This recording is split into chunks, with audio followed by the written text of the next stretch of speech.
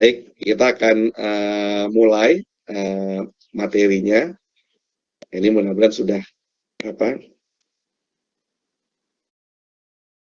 terlihat ya PowerPoint-nya.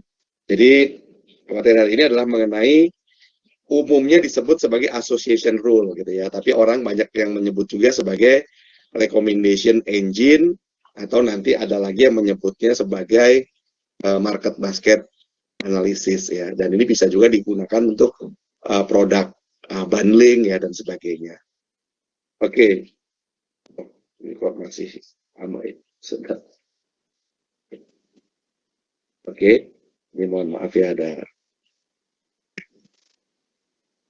Oke, nah jadi gini, secara umum ya, keilmuannya ini itu disebut sebagai affinity analysis gitu, kalau bahasa Indonesia affinity analysis, atau sebetulnya dia adalah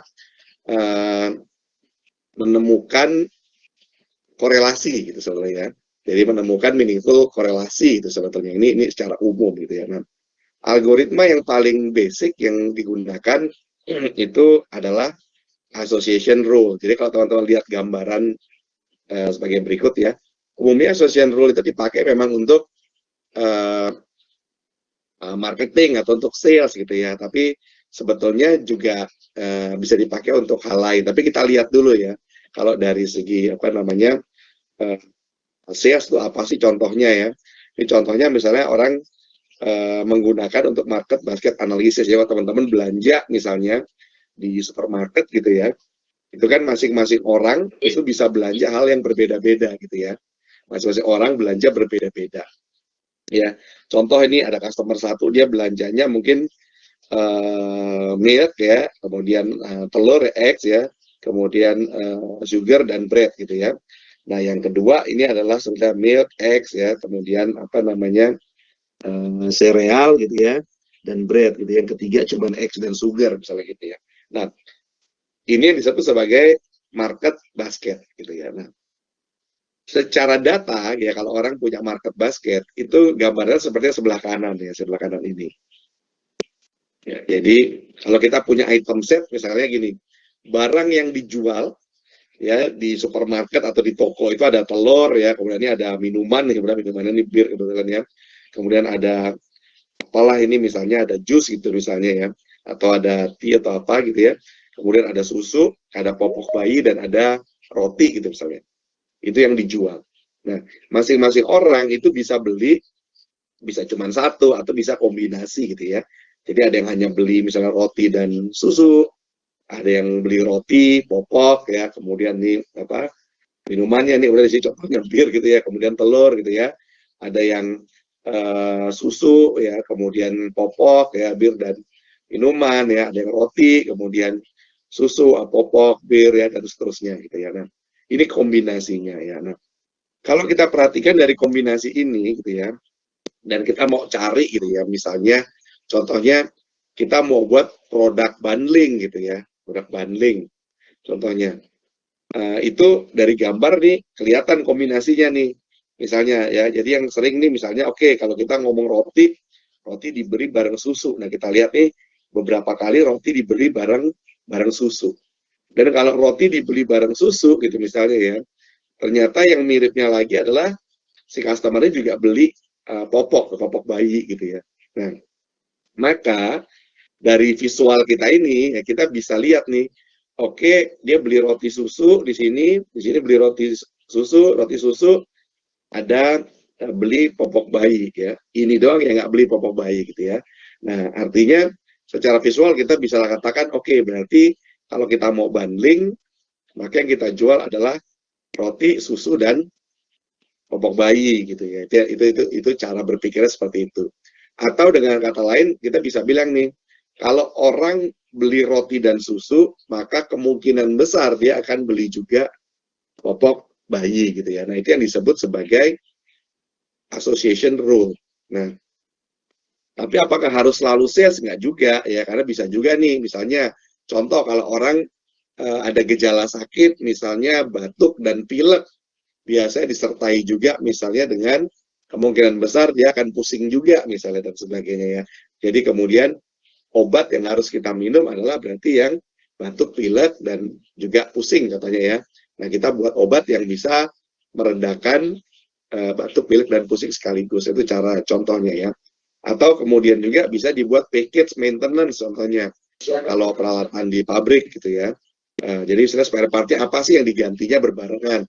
Biasanya misalnya kalau kanvas remnya misalnya sudah tipis, biasanya apalagi nih harus diganti nih. Misalnya, oh ternyata bundling misalnya dengan selain kanvas rem, mungkin dengan lampu-lampu misalnya gitu ya. Dan juga misalnya satu saringan bensin misalnya contohnya ya. Dan sebagainya gitu ya. Nah, ini adalah basic pemikirannya. Nah, kemudian bagaimana itu menjadi algoritma ya atau menjadi rule, itu sebenarnya simple gitu ya. Karena rule-nya itu, atau kalau dengan kata lain ya, association rule itu sebetulnya kita punya istilah gitu ya. Jadi kalau ada tulisannya rule X ke Y, jadi kalau enggak if X then Y gitu orang bicara gitu ya. Atau orang bicara juga misalnya X-nya itu adalah antecedennya atau apa namanya permulaannya antecedent, kemudian Y-nya ini adalah konsekuennya, akibatnya gitu ya.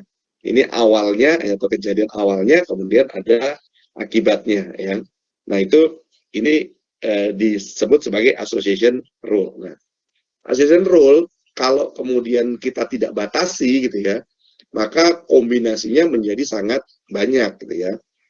Nah, karena itu ada istilah yang dipakai. Satu, ada istilah namanya support. Kedua, ada istilah namanya confidence ya. Dan ketiga, ada istilah yang namanya lift gitu ya. Nah, kita coba lihat nih, kalau support itu sebenarnya rumus ya. Jadi rumusnya adalah support itu menghitung frekuensi X dan Y, misalnya dari X ke Y gitu ya. If X dan Y gitu ya, maka dia akan menghitung frekuensinya kapan X dan Y muncul berbarengan. Dibagi dengan total record ya yang ada di data kita gitu ya. Itu support ya. Nanti lebih jelasnya kita lihat dalam bentuk gambar ya. Nah, kalau confidence itu menghitung sama nih frekuensi X dan Y, jadi frekuensi X dan Y ini berbarengan ya, muncul berbarengan atau dibeli berbarengan, dibagi dengan total frekuensi X-nya saja atau penyebabnya saja gitu ya. Atau mungkin bukan penyebab, istilahnya adalah antecedennya aja ya gitu ya. Itu namanya confidence. Kalau lift ya, ini rumusnya adalah supportnya support dari X dan Y, pakai rumus yang di atas, ya, dibagi dengan supportnya X saja, ya, dikali supportnya Y saja, gitu ya. Nah, gunanya apa sih, gitu ya? Jadi gunanya sebetulnya ini untuk membatasi. Jadi kalau kita lihat di sini, support gunanya untuk melihat sebetulnya kejadian X dan Y muncul berbarengan itu sering atau enggak di data kita, gitu ya. Itu namanya support. Kalau confidence ya, itu melihat sebab akibatnya tuh. Kalau misalnya X gitu ya, maka dia berapa persen dia juga kemudian membeli Y gitu misalnya ya. Jadi itu dilihat dari confidence ya. Kalau apa namanya lift ini cuma dilihat sebenarnya rasio ya terhadap kombinasi si X dan Y-nya ya. Semakin tinggi nilainya maka dia semakin bagus ya. Sesimpel itu cara lihatnya. Nah, cuman yang biasa dipakai untuk association rules itu hanya support dan confidence. Nah, untuk lebih mudahnya kita ambil contoh berikut. Ini ada contoh sederhana. Jadi ada 5 keranjang ya, atau 5 customer yang belanja. Customer yang pertama belanjanya itu kombinasinya adalah barang A, B, C gitu ya. Yang kedua ACD, yang ketiga BCD, yang keempat ADE, dan kelima BCE gitu ya. Sekarang bagaimana kita menemukan rule-nya, jadi association rule-nya ya, jadi dari antecedent ke konsekuennya gitu ya. Atau kita menemukan if then else-nya lah gitu ya. Nah, contoh nih misalnya rule dari A ke D gitu ya. A ke D. Ya, jadi rule dari A ke D itu kita hitung supportnya. Cara hitung supportnya gimana? Kita lihat nih, sesuai rumusnya support ya. Jadi berapa kali A dan D muncul berbarengan. Jadi kalau kita lihat di sini, di keranjang mana yang A, D muncul berbarengan, ini adalah A dan D satu, ini ada A dan D. Ya, jadi dia muncul berbarengan itu 2 kali dari total 5 keranjang ya, atau 5 data atau 5 transaksi. Maka supportnya nilainya adalah 2/5. Nah, confidence-nya itu adalah rumusnya sebagai berikut yang di kanan nih. Jadi sama dia frekuensi AD, yaitu 2 tadi kan. Jadi ada di sini AD sama AD 2 dibagi dengan frekuensinya A saja gitu ya, atau antecedennya. Hanya muncul berapa kali? 1, 2, 3 ya. Maka confidence-nya nilainya adalah 2/3. Nah, sekarang gimana dengan rumus lift-nya? Jadi walaupun ini sebetulnya tidak selalu dipakai gitu ya, cuma ada beberapa algoritma nanti yang memang membutuhkan lift ini gitu ya. Nah, rumus yang lift ini adalah support. Support itu adalah nilai ini kan. Jadi 2/5 dibagi supportnya A dikali supportnya D. Jadi supportnya A berapa sih? Supportnya A, kita tahu nih supportnya A muncul berapa kali? 1, 2, 3. Dia 3 kali kan. Gitu ya. Berarti dia 3/5 gitu ya. Nah, D-nya D-nya juga 3 kali ini muncul nih. D. Dari 5 transaksi. Jadi dia juga 3/5. Ya kok 3/5 dikali 3/5 di bawahnya udah 9/25 ya. Sementara di atasnya adalah 2/5. Jadi kalau ini kan harus matematika biasa ya. Jadi kalau 2/5 dibagi tadi 9/25 sama dengan 2/5 dikali 25/9. Maka ketemulah angka 10/9 ya, dan seterusnya. Ya. Nah, gunanya apa? Support, confidence, dan sebagainya. Support itu untuk melihat apakah rule ini sering muncul atau tidak gitu loh. Dari keseluruhan data kita. Kalau dia sering, maka supportnya nilainya akan tinggi ya. Jadi support bisa bentuknya 2/5, bisa 0,4, bisa juga nanti 40%, terserah kita menggambarkannya. Kalau confidence adalah, jadi dari sering munculnya antecedennya, berapa persen sih kemudian terjadi konsekuennya gitu kan. Jadi itulah disebut sebagai confidence ya. Nah, biasanya 2 ini yang akan kita pakai untuk menghitung apa namanya, istilahnya kalau kita ngomongnya itu kayak filternya gitu ya, untuk keluar rumusnya gitu ya. Nah, nanti kita akan lihat mungkin lebih mudahnya pada saat nanti kita show di 9-nya gitu ya.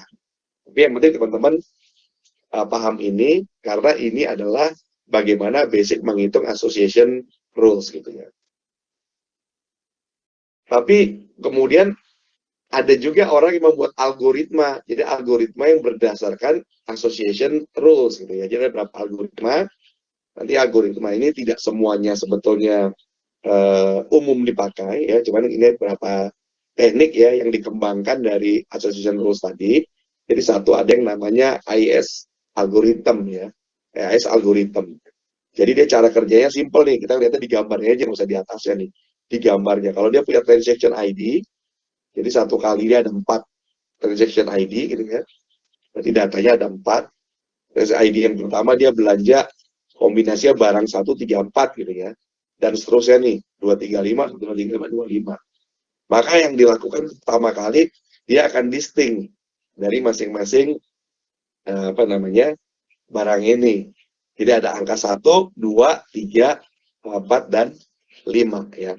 Tapi otomatis kalau AIS gitu adalah karena si 4 ini dia munculnya cuma sekali gitu ya, dia nggak muncul di tempat yang lain ya. Kalau yang 1 kan kedua kali ya, yang 3 juga munculnya 3 kali gitu ya, yang 5 munculnya 3 kali, maka yang 4 ini yang muncul sekali otomatis dia di delete gitu ya, karena dianggap bahwa di datanya nggak ada lagi data dia, jadi tidak ada accession rule-nya gitu ya. Nah, kemudian di sini dihitunglah yang dia pilih hanya 1, 2, 3, dan 4 ya. Jadi ada supportnya ya, atau berapa kali dia munculnya gitu ya.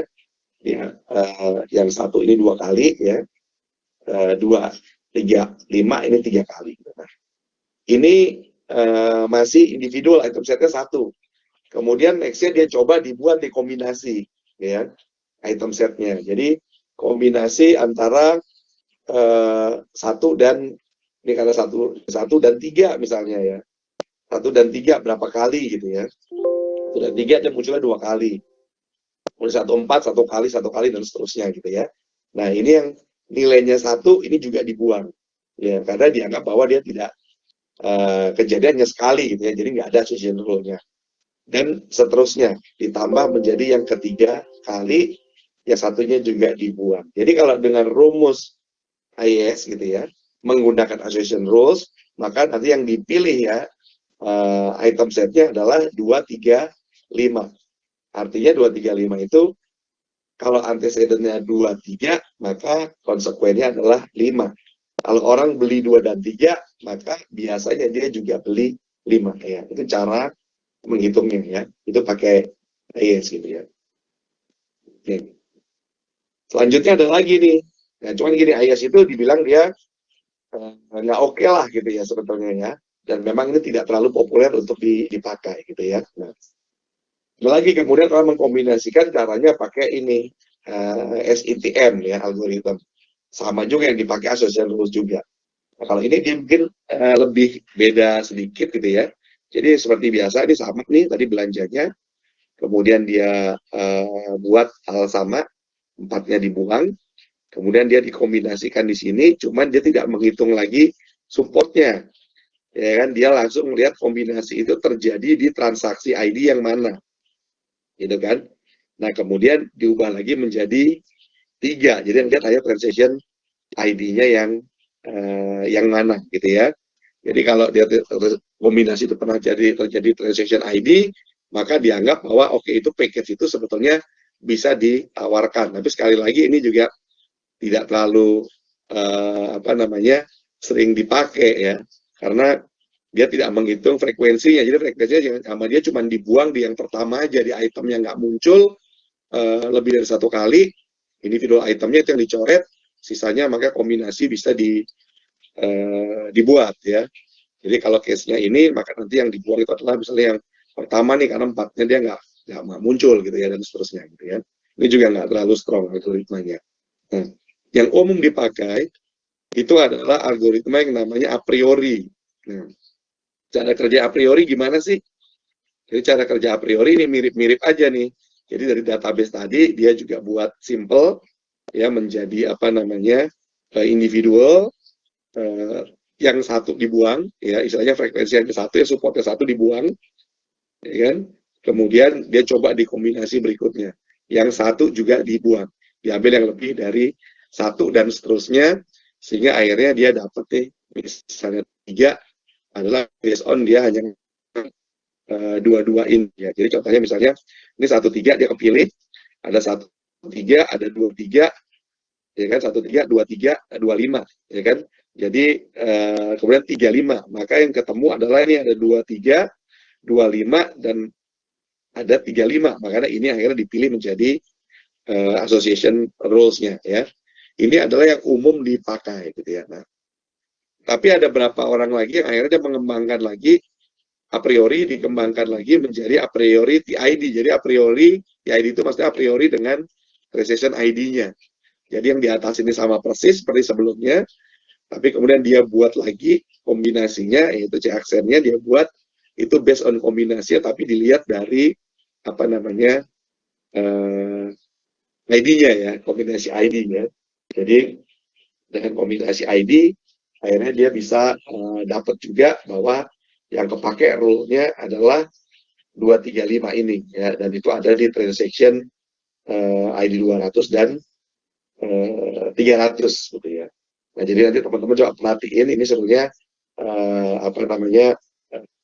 gampang gitu ya. Jadi misalnya nih 23, 25, 35 kan.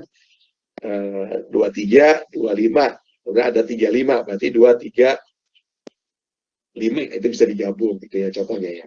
Nah, di sini juga sama nih dengan 300, 1, 2, 1, 3 ya. Ini ada 2, 3-nya. Jadi harusnya ini bisa digabung nih. 1 misalnya 2, 3 gitu ya. Dia bisa digabung. dan kemudian yang apa namanya 23, 25, 35, ya kan?